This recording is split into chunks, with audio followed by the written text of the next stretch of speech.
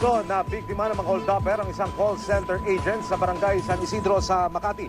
Sa kuha po ng CCTV camera, makikita ang dalawa sa mga suspect na ipinaparada ang kanilang motorsiklo. Hindi nakunan ang aktual na pang-hold up.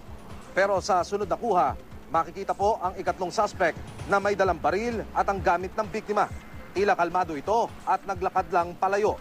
Dito na aandar ang dalawang nasa motor para sunduin ang kanilang kasama. Dali-dali rin silang umalis, sakay ng motorsiklo. Dahil po sa video, nakilala agad ng mga opisyal ang isa sa mga suspect na si alias Polex. Target ngayon ng Makati Police na mahuli siya sa loob ng 48 oras. Ayon po sa panayam ng GMA News sa chairman ng Barangay San Isidro na si Attorney Dario Foja. Yung pong si alias Polex na nakita niyo pong primary suspect at siyang tumutok at tumangay sa kagamitan ng biktima ay may 4 na outstanding warrants of arrest na pala na may kinalaman po sa robbery hold-up. Yung pong direksyon na tinakbuhan nitong mga suspect na ng hold-up po kahapon pasado alas 6 ng umaga sa isang call center agent ay patungo po sa direksyon ng Edison at Pasay bound.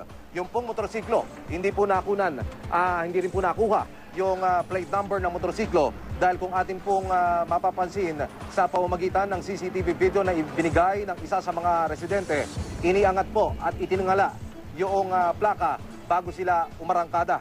Ngayon po ay patuloy ang isinasagawang follow-up operation ng mga pulis.